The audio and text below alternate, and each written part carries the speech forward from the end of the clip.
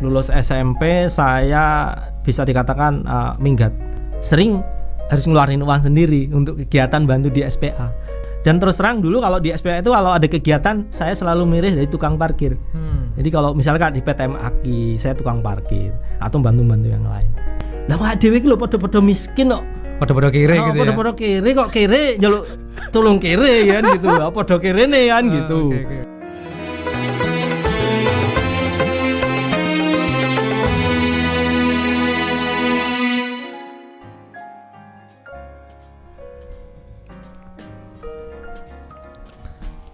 Bismillahirrahmanirrahim. Assalamualaikum warahmatullahi wabarakatuh. Selamat datang di podcast SPA Indonesia, Silaturahim Pecinta Anak, Wadah Bagia Dakwah dan Pendidikan Anak Indonesia. Ya, alhamdulillah sahabat SPA Indonesia, bagaimana kabarnya? Semoga semua sehat ya, alhamdulillah.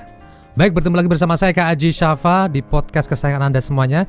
Dan hari ini kita akan membahas sebuah tema yang sangat luar biasa, From Kere to Hore. Dan alhamdulillah sudah hadir di hadapan saya seorang bintang tamu yang sangat luar biasa, yang memang sesuai dengan tema kita kali ini, From Kere to Hore tadi itu.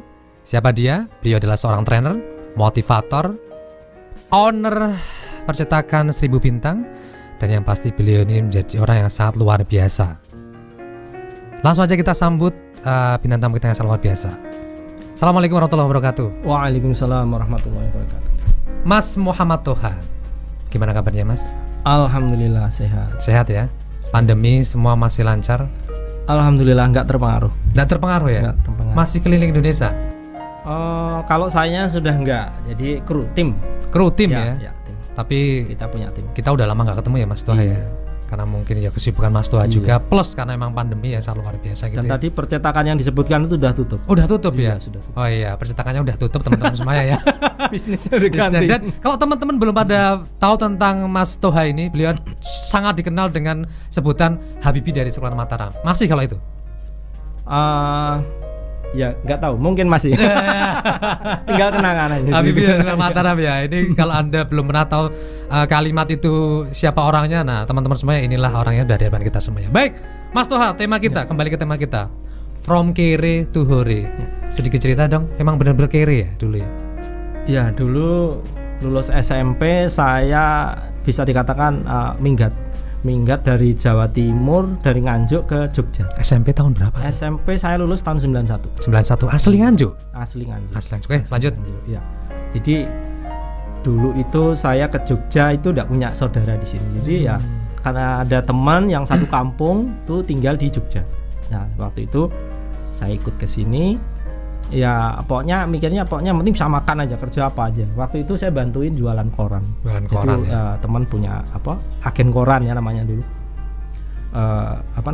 Di daerah Maguwarjo. Nah, itu saya dulu ya tidur di mana aja, kadang di emperan pinggir-pinggir jalan gitu, ada yang di musola, ada yang di masjid, seperti pindah-pindah. Bahkan dulu pernah nyoba sering jaga kos gitu ya, anak-anak kos itu jagain kos kalau pas kosnya kosong, kemudian kadang bersih-bersih, nyuci piring, sampai nyuci baju, seperti itu. Dulu ini kan Mas Toha juga bagian dari SPA Indonesia ya. Kisahnya dikit dong, gimana itu dulu? Jadi dulu kenal SPA itu sebenarnya dari Ustadz Zainal Fanani. Jadi waktu itu saya pertama di 3 tahun setelah di Jogja itu saya masuk SMA kelas 1. Di sekolah itu ada kegiatan pengajian, waktu itu kalau nggak salah Isra Mi'raj. Nah waktu itu saya sebagai ketua Rohis, saya diberi amanah untuk nyari pembicara, penceramah. Waktu itu terpikir karena saya ada teman ya, waktu itu Ustadz Ridho Syam, saya tanya, Ustadz kira-kira ada rekomendasi siapa ini saya mau undang gitu kan. Coba ke SPA itu, ketua Yayasan Pak Zainal itu mungkin bisa nih. Nah waktu itu saya undang Pak Zainal. Nah dari situlah awal perkenalannya tahun 94 ya? Ya 94 itu pertama kenal dan saya terkesan. Kemudian tahun 97 saya bergabung ke SPA. Dan dengar-dengar katanya pengen jadi anak angkatnya tuh ceritanya gimana? Nah ceritanya waktu itu karena saya waktu SMA kelas 1 itu benar-benar karena mandiri, saya kerja sambil sekolah. Waktu itu saya sekolah itu dari nabung selama 3 tahun itu punya uang 125.000 itu saya pakai yang untuk mendaftar SMA. Nah setelah daftar itu saya belum beli seragam, belum beli buku dan sebagainya, otomatis saya harus berpikir, wah ini besok masuk sekolah dari mana saya untuk biaya sekolah dan macam-macamnya. Terus akhirnya saya diantar Ustadz Ridho Hisham ke rumah Pak Zainal Fanani. Terus intinya saya pengen jadi anak angkat beliau. Diterima nggak sih? Nah waktu itu Pak Zainal itu jawabannya ya lumayan agak menggelitik pikiran saya sampai sekarang tuh saya tidak bisa melupakan. Jadi Pak Zainal waktu bilang gini, lah wah dewe iki lho padha-padha miskin kok. Padha-padha kere gitu ya. Padha-padha kere kok kere njaluk tulung kere kan gitu. Padha kerene kan gitu. Ya nek arep manggon ning kene boleh, silahkan, tapi makan cari sendiri wong saya juga makan masih susah. Waktu itu saya masih ingat betul.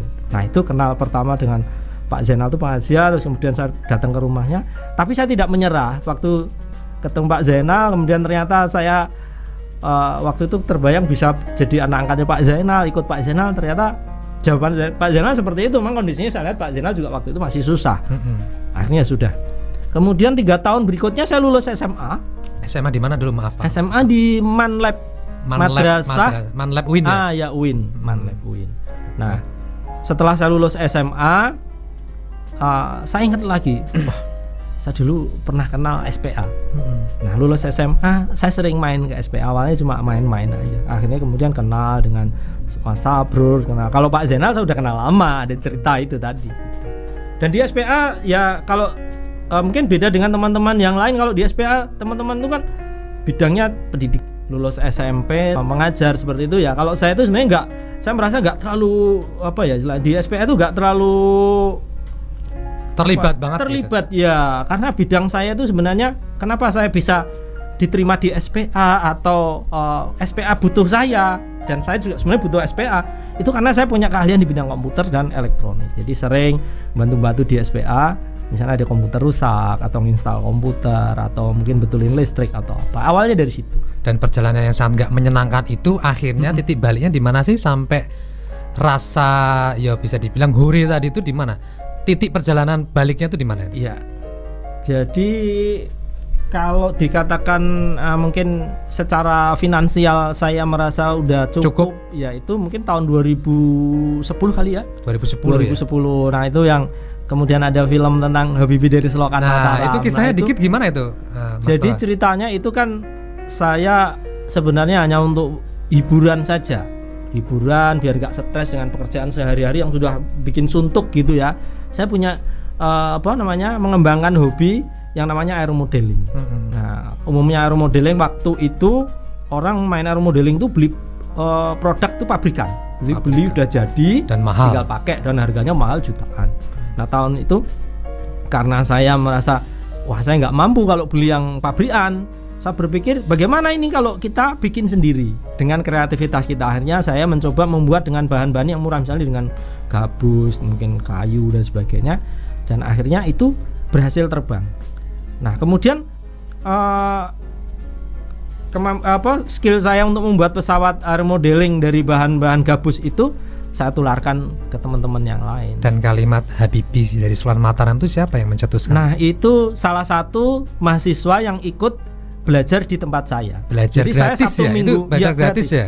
Iya, karena gratis ya itu kemudian teman-teman itu peserta itu bilang gini, wah ini kalau dibikin film bagus ini akan menginspirasi. Jarang-jarang loh orang mau berbagi ilmu cuma-cuma gitu kan. Apalagi ini tiap Sabtu Minggu. Jadi Sabtu Minggu tuh ramai. Kalau malam Minggu biasanya teman-teman tuh yang belajar itu pada nginep di teras Sagilarin Tikar. Tidur di emperan saya itu ada sekitar 10-15 orang. Biasanya sampai bakar-bakar ikan atau apa kalau malam. Terus paginya itu kita rame-rame ke lapangan nerbangin pesawat remote-nya itu. Nah, itu ceritanya. Akhirnya kemudian diundang di semua televisi kalau nggak salah ya? Iya, kalau dari Habibie Selokan Mataram itu kan dulu acaranya sebenarnya Eagle Award yang diselenggarakan di Metro TV. Metro TV, Metro TV. Nah, itu dibikin film. Waktu itu temanya kebetulan sesuai dengan Eagle Award tahun itu, yaitu Indonesia Cerdas. Jadi subjek-subjeknya itu banyakkan guru atau pengajar atau relawan-relawan di bidang pendidikan. Nah, dan saat itu juara. Alhamdulillah kita menang di 3 kategori sebenarnya. Masya Allah. Iya, kita sebenarnya 3 kategori, harusnya itu semua hadiahnya itu kita semua yang dapat. Kategori apa aja itu? Kategori terbaik pilihan pemirsa. Jadi itu ada polling lewat SMS waktu itu, kita 80% voting kita, ada 20% itu pesertanya ada 5 nominatornya ada 5, sebenarnya ada 10, kemudian dipilih 5. Dari 5 ini 20%, yang 80% votingnya masuk ke kita. Itu pemilihan pemirsa. Okay. Ya, yang kedua pilihan favorit, pilihan dewan juri. Oke. Gitu. Nah, kemudian ada lagi saya lupa, yang satu itu film terfavorit dari apa saya lupa, tapi ada 3 kategori waktu itu. Dan itu juara semua ya? Ya, alhamdulillah. Dan dari situ kemudian berlanjut diundang di berbagai media. Dan secara finansial semuanya berubah menjadi lebih baik. Waktu itu belum sebenarnya. Oh, belum malah. Ya, baru cukup aja. Cukup ya? Baru cukup aja. Belum hore berarti di situ. Oh, belum, masih ya, tapi sudah sedikit lebih setidaknya baik besok ya. makan apa udah enggak ada. Awalnya mungkin lebih susah dari itu. Ada inovasi-inovasi yang lain juga. Nah, iya. Baik. Mas Tuhan, sebelum nanti ngasih kesimpulan untuk kita semuanya, mungkin dulu kan pernah juga, walaupun kalau tadi kata Mas Tuha nggak terlalu terlibat dengan SPA. Mungkin kalau Mas Tuha lihat perjalanan SPA dari dulu sampai sekarang, mungkin ada perbedaan nggak sih Mas Tuha sebenarnya? Menurut Mas Tuha? Kalau perbedaannya yang jelas secara fisik sekarang jauh lebih berkembang ya. Secara fisik punya punya perguruan tinggi, ada STPI, kemudian ada sekolah-sekolah dan sebagainya. Kalau dulu ya fasilitasnya sangat minim, sebagian besar mungkin kita nggak digaji, jadi bahkan keluar uang sendiri. Bahkan saya kalau dulu di SPA itu kalau ada kegiatan ya sering harus ngeluarin uang sendiri untuk kegiatan bantu di SPA. Dan terus terang dulu kalau di SPA itu kalau ada kegiatan saya selalu milih dari tukang parkir. Jadi kalau misalkan di PTM Aki saya tukang parkir atau bantu-bantu yang lain. Itu aja. Makanya kalau ditanya, mungkin tahun-tahun zaman PTM Aki ditanya nama saya pasti nggak ada yang kenal. Lah posisinya jadi tukang parkir. Jadi luar biasa perkembangannya ya. Ya, luar biasa. Baik, kesimpulan terakhir Mas Toha. From Kire to Hore untuk kita semuanya, mungkin bisa kasih motivasi, bisa kasih pesan untuk kita semuanya untuk sampai di titik sukses tadi itu. Silakan Mas Toha. Iya. Ya, mungkin semangatnya sama dengan teman-teman di di SPA ini ya. Berjuang tanpa lelah ya. Jadi motivasinya mencari prestasi ya. Mencari prestasi tapi bukan mencari uang sebenarnya. Kalau uang itu mungkin bisa dikatakan itu efek aja, itu efek dari prestasi. Yang penting itu adalah bagaimana kita berprestasi itu. Jadi kekayaan, uang atau yang lain, materi itu menurut saya akan mengikuti ya. Mungkin dari saya itu aja sih. Terima kasih Mas Toha ya, luar biasa. Semoga menjadi inspirasi kita semuanya. Next kita akan bahas sesuatu yang lebih menarik lagi gitu ya. Siap. Baik. Sahabat podcast SPA Indonesia, seperti itu perbincangan saya bersama Mas Muhammad Toha yang sangat kita kenal dengan sebutan Habibi dari Sekolah Mataram. Semoga bisa memberikan inspirasi untuk kita semuanya. Dan terakhir dari saya, mohon maaf kalau ada kesalahan. Tetap semangat, tetap berbuat sesuatu untuk agama Allah. Terima kasih. Wassalamualaikum warahmatullahi wabarakatuh.